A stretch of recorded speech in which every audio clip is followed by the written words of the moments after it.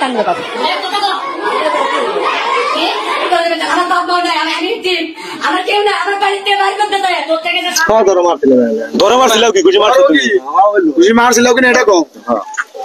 একটা মানুষ কথা চাইলেই তো বলতে পারে না। আমার কাছে অভিযোগ একদম। ভাগ্যর কি নির্মম পরিহাস, ওমান প্রবাসীর বন্ধু তিনিও ওমানে থাকতো।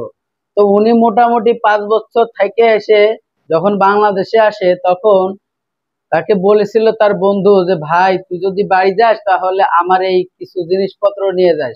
ঠিকানাটা দিয়েছিল ওনার স্ত্রী এবং ফোন নাম্বারটাও দিয়েছিল ওনার বন্ধুর স্ত্রীর। তো ঘটনাটি এখানেই যা ঘটলো শুনলে আপনারা আশ্চর্য হয়ে যাবেন। হয়তো সম্পূর্ণ ভিডিওটি দেখলে আপনারা বুঝতে পারবেন যে বন্ধুত্ব কি রাখবো কি রাখবো না, বন্ধুত্ব কি করব কি করব না। এটা কিন্তু আপনারা বুঝতে পারবেন। কখন বুঝতে পারবেন? যখন আপনারা এই ধরনের ভুক্তভোগী হবেন। যে কাউকে আমরা বন্ধু বানাইতে পারি না, কারণ বন্ধুটা একটা এমন তো বিশ্বাসিত বন্ধু যা রক্তের সাথে বাঁধানো হয়ে থাকে। ভাইয়ের চাইতেও বন্ধু অনেক সময় আপন হয়ে যায়। আর সেই বন্ধুর এই ছোটখাটো জিনিস নিয়ে যদি তার বন্ধুর স্ত্রীর সাথে এই ধরনের কর্মকাণ্ডের সাথে জড়িয়ে এই ধরনের কাজ করে, তাহলে আপনারা তাকে কি বলবেন? প্রিয় দর্শক শ্রোতা, আপনারা অনেক সময় বলে থাকেন যে আপনার কথা সত্য না, আপনার কথা মিথ্যা। ভাই, প্রত্যেকটা ভিডিওতে আমি বলে দেই এবং কোথায় এই ঘটনা হয়েছে, কোন ফ্যামিলিতে হয়েছে, সবকিছুই আপনাদের মাঝে তুলে ধরার চেষ্টা করি। তো ওমান প্রবাসী যে তার স্ত্রী, তিনি যখন লাকিস টাকিস নিয়ে তার বন্ধু তাদের বাড়িতে এসেছিল 2 দিন পরে, ফোন নাম্বারটা দিয়ে যখন তাকে ফোন দেয় তখন ওনার স্ত্রী ধরে, অর্থাৎ বন্ধুর বউ ধরেছিল। আর শুরু হয় সেখানের থেকেই। আর যে বন্ধুটা বাংলাদেশে এসেছিল ওনার স্ত্রী যে উনি রেখে গেছিল 5 বছর আগে, আর বিয়ে করেছিল খালাতো বোন, সেই খালাতো বোন কিন্তু অন্য খালাতো ভাইয়ের সাথে পালিয়ে চলে গেছে। যাওয়ার পরে ওই বন্ধু কিন্তু একা হয়ে গেছে। এই ঘটনাটি ওমান প্রবাসী যে ভাই ছিল, যে ভাই তার বন্ধুকে পাঠিয়েছিল তার নিজের স্ত্রীর নাম্বার দিয়ে যে আমার মাল জিনিসগুলো ওই বাড়িতে পৌঁছে দেওয়ার জন্য, সে কিন্তু জানতো না। সে যদি জানতো আমার মনে হয় সে কখনোই তার এই নাম্বারটা দিত না, কারণ তার স্ত্রী যে চলে গেছে সেটা সে কোনোদিন জানতো না। তা ঘটনাটি ওই ফোন নাম্বারটাই যত নষ্টের মূল। আর এই ফোন নাম্বারটা দিয়েছিল তারই স্বামী। তো স্বামী যখন ফোন নাম্বারটা দিছে, 1 দিন 2 দিন কথা বলতে বলতে তাদের ভিতরে একটা আন্তরিকতা তৈরি হয়।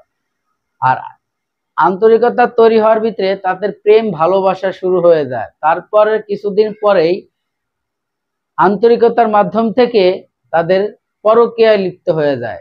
তো কিছুদিন পরই বাড়ির থেকে বাড়ি চলে যায় বেড়ানোর উদ্দেশ্য করে, বেড়ানোর কথা বলে যে আমি বাপের বাড়ি চলে যাচ্ছি। আসলে বাপের বাড়ি সে যায় না, তার খালা বাড়ি সে যায় না, স্ত্রী যায় হচ্ছে লোকে ওই যে পরকীয়া বন্ধু আছে সেই বন্ধুর সাথে মোটামুটি সময় কাটানোর জন্য যায়। তার 2-3 দিন থেকে এরকম চলে আসে। তা ঘটনাটি ঘটলো কোথা থেকে?